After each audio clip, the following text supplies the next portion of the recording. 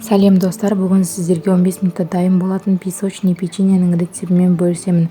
Видеоның соңына дейін қарап лайк басып, каналға тіркеліп кетіңіздер. Ыдысымызға сары май саламыз. Қант ұнтағын салып, жақсылап миксерлейміз.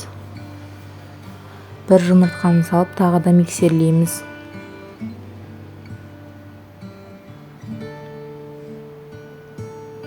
Сұйық май қоямыз.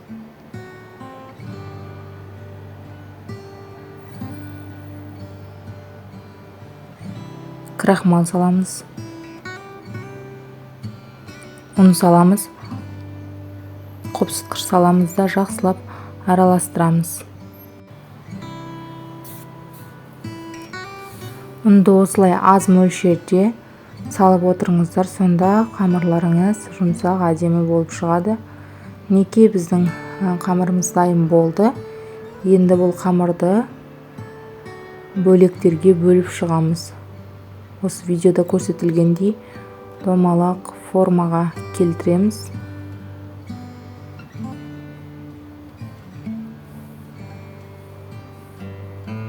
Енді листімізға осындай формаға келтіріп теріп шығамыз.